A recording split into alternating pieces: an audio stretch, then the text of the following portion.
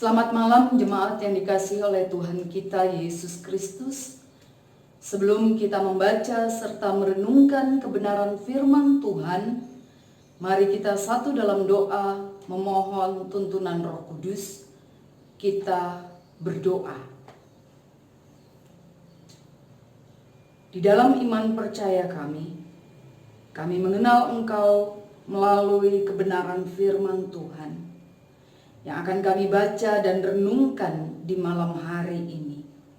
Urapi kami dengan kuasa Roh Kudus Tuhan, sehingga kami dimampukan untuk tetap setia berjalan bersama Engkau di dalam kebenaran-Mu.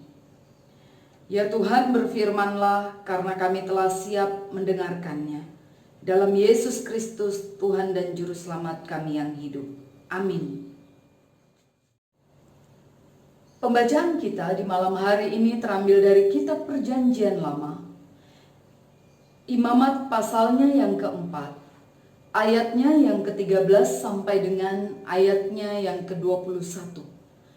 Imamat pasalnya yang keempat, ayatnya yang ke-13 sampai dengan ayatnya yang ke-21, yang menyatakan, "Jikalau yang berbuat dosa dengan tak sengaja itu segenap umat Israel dan jemaah tidak menyadarinya, sehingga mereka melakukan salah satu hal yang dilarang Tuhan dan mereka bersalah.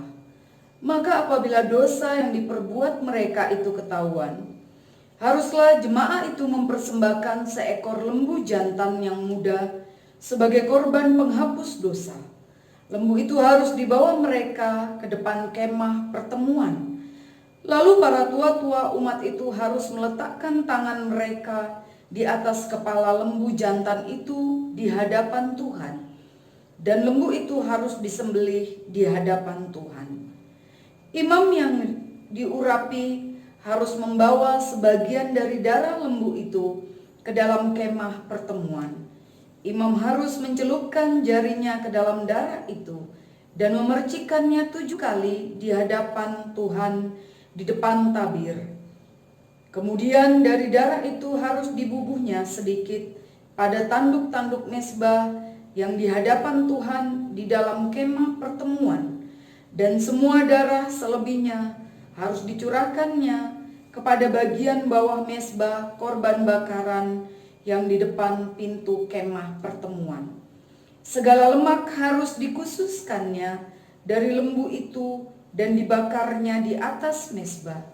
Beginilah harus diperbuatnya dengan lembu jantan itu, seperti yang diperbuatnya dengan lembu jantan korban penghapus dosa.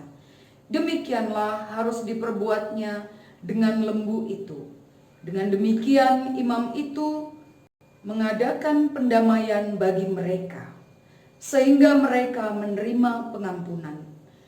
Dan haruslah yang membawa lembu jantan itu keluar perkemahan, lalu membakarnya sampai habis, seperti ia membakar habis lembu jantan yang pertama. Itulah korban penghapus dosa untuk jemaah." Demikianlah pembacaan kita. Terpujilah Kristus. Haleluya.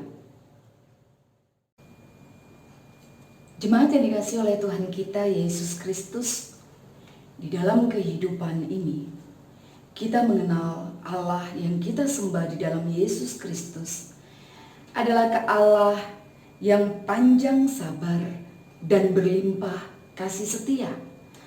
Allah yang senantiasa hadir di dalam setiap kehidupan umatnya. Namun bukan berarti bahwa kita bisa mempermainkan sifat Allah tersebut.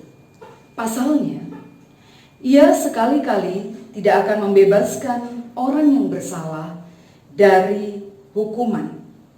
Setiap kejahatan yang dilakukan oleh manusia selalu memiliki konsekuensi. Dalam pembacaan kita pada malam hari ini, agar dosa diampuni, harus ada kurban yang dipersembahkan, yaitu disebut sebagai kurban penghapus dosa. Tujuan kurban ini bukan menyelesaikan persoalan dosa, tetapi berguna untuk menyucikan kembali imam, pemuka, rakyat, dan akibat dari pelanggaran-pelanggaran yang tidak disengaja, serta mentahirkan kemah suci atau mezbah yang dinajiskan oleh umat. Kalau kita membaca dari ayatnya yang pertama, imam dan segenap umat secara tidak sengaja sudah melanggar peraturan ritual kemah suci atau hukum ketahiran. Imam disetarakan dengan segenap umat karena ia mewakili umat dalam ritual kemah suci. Caranya adalah lembu dibawa ke pintu kemah pertemuan. Imam-imam dan tua-tua Israel meletakkan tangan mereka di atas kepala kurban sebagai proses identifikasi. Setelah itu, kurban disembelih, darahnya dipercikkan dan dibubuhkan pada tempat yang ditentukan. Darah itu berfungsi sebagai penyucian. Lalu kurban dibakar sebagai kurban pendamaian dosa. Dan sisa kurban harus dibakar sampai habis di luar perkemahan. Kurban penghapus dosa diberikan oleh orang yang tidak dengan sengaja berbuat dosa. Maksud dosa tidak sengaja adalah kesalahannya terjadi akibat kelemahan. Tidak ada motif kesengajaan menentang Allah, berbeda dengan dosa yang direncanakan. Maka Tuhan tidak akan mengampuni, apalagi jika kita tidak bertobat. Jemaat yang dikasihi oleh Tuhan kita Yesus Kristus, walaupun sifatnya tidak disengaja, akibat dari pelanggaran-pelanggaran tersebut tetap harus dibereskan. Allah tidak mau hadir di tengah umatnya jika ada hal yang tidak berkenan kepadanya. Dan kita bersyukur bahwa kita tidak lagi seperti jemaat ataupun umat pada masa perjanjian lama, di mana mereka harus mempersembahkan kurban berupa hewan yang terbaik. Tetapi kita bersyukur kepada Allah di dalam Yesus Kristus, karena melalui Yesus Kristus selalu tersedia penyucian dan pembersihan bagi kita. Karena itu kita harus belajar bagaimana kita menghargai kurban penyucian Kristus yang sudah Dia curahkan di dalam kehidupan kita. Sederhana sekali bagaimana kita dapat memelihara hati dan ibadah kita tetap dalam kekudusan, untuk menghargai setiap hal yang sudah Tuhan berikan dalam kehidupan kita. Allah tidak dapat mengampuni dosa begitu saja. Anugerah pengampunannya yang Ia nyatakan di dalam Yesus Kristus itu bukanlah suatu yang bersifat murahan. Itulah sebabnya dosa bisa diampuni jika Yesus mati menanggungnya. Yesus, anak domba Allah, berperan sebagai kurban penghapusan dosa. Ia adalah Tuhan dan Juru Selamat kita. Marilah kita belajar untuk menghargai setiap pengorbanan yang sudah Yesus nyatakan bagi kita, sehingga Ia sebagai kurban sejati tidak menjadi sia-sia dalam kehidupan yang sudah Allah berikan.